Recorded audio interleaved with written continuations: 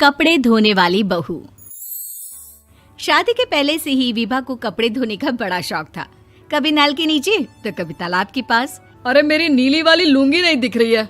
विभा की अम्मा, कहाँ रखी है लुंगी? अरे वो तो विभा ने परसों ही धोकर रखी थी आपकी अलमारी में, देखो वहीं होगी। वो ना मैंने आज धो दी, मुझे लगा कि गंदी हो गई होगी।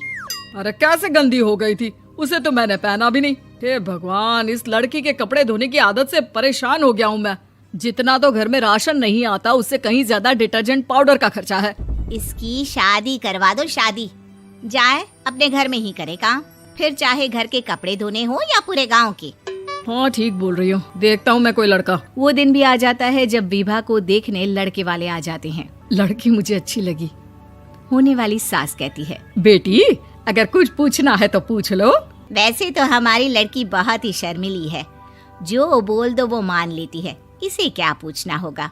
अरे कैसी बात कर रही हो माँ, मुझे इन लोगों के घर रहना है, सवाल तो कई है। हाँ हाँ बेटा, पूछ लो ना, क्या पूछना है। आप लोगों के घर कपड़े कौन धोता है? सास का मुंह बन जाता है।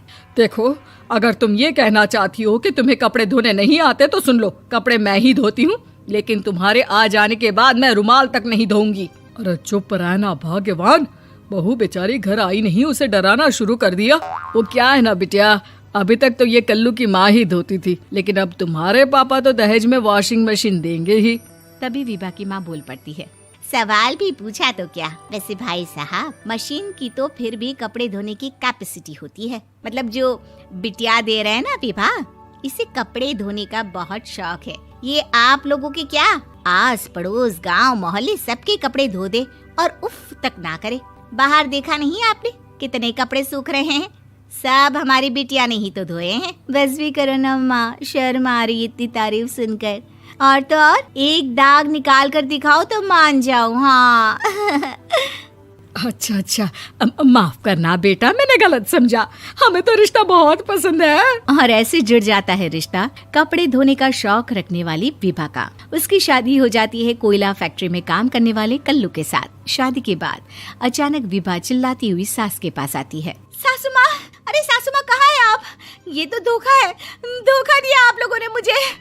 इसे ससुर के चक्कर के बारे में पता चल गया। अरे तो उसमें तुझे क्यों धोखा मिला है? अरे नल में पानी नहीं आता, कपड़े कैसे कब धुलेंगे?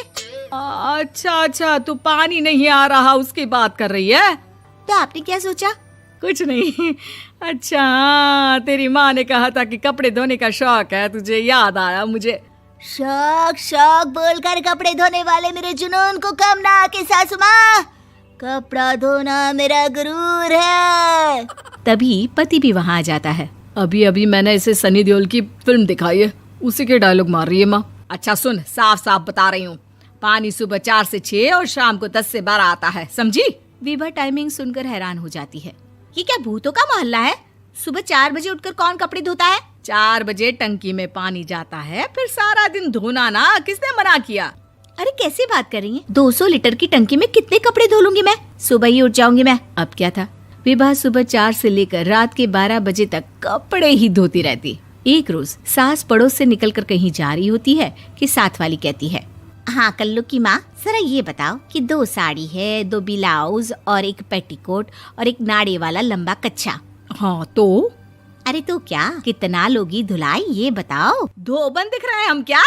हमारे पति सरकारी नौकरी से अभी रिटायर हुए हैं और बेटा सुपरवाइजर है कोयला फैक्ट्री में। धोबन समझ रखा है हमें? हाय रे कल्लू की अम्मा, माफ कर दो, वो तो मोहल्ले में यही सब बता रहे थे कि तुमने बहू को कपड़ा धुलवाने के काम में लगा दिया है। सास को पड़ोसन की बात सुनकर गुस्सा आ जाता है। वो घर पहुंचती है जहां घर के बाहर ही इतने सारे कपड़े सूख रहे होते हैं जितने कि किसी धोबन के घर पर। अरे ओ कल्लू की दुल्हन, बाहर निकल। माँ जी यहीं आ जाओ, बाथरूम में चादर धो रहे हैं हम। अरे अभी हम धोते हैं, तुमको बाहर निकलो। ये आस पड़ोस वाले बोल रहे हैं कि हम बहू से कपड़े धुलवा कर उसे कपड़ा धोने वाली बना दिए हैं। अरे छोड़ो ना माँ जी, किन लोगों की बातों में आती हो? आस पास के लोगों का तो काम ही होता है कि वो किसी तरह सास बहू को लड़ा दे। बहू सारे घर के कपड़े धोती है, ये क्या कम है? बोलिए। सास को भी लग जाता है कि वो बहू का ये सनकीपन नहीं छुड़वा सकती, इससे अच्छा है कि खुद ही चुप हो जाए। एक रोज सास और बहू मंदिर जाते हैं, जहाँ सास की साड़ी वहाँ खड़ी भीख मांगने वाली से मिलती है। माँ जी क्या बात है, आपकी साड़ी उस भिखारन से कितनी मिल रही है ना? हाँ हाँ देखो तो, दोनों की साड़ी मिल रही है। क्या बात है कल्लू की अम्मा, तुम खुद को तो अफसर की बीवी बताती हो और ऐसी सिंपल सी प्लेन साड़ी पहनकर घूमती हो। सिंपल और प्लेन नहीं है ये साड़ी। तो क्या सोने के धागे से फूल बने हैं? कुछ भी सासू माँ, कुछ भी। हाँ बने थे इस साड़ी में सोने के धागे से फूल। मेरे पति लेकर आए थे मद्रास से स्पेशली मेरे लिए 10,000 की। ताहे भाई साहब इस भिखारन के लिए भी सेम टू सेम साड़ी लेकर आए होंगे 10,000 की।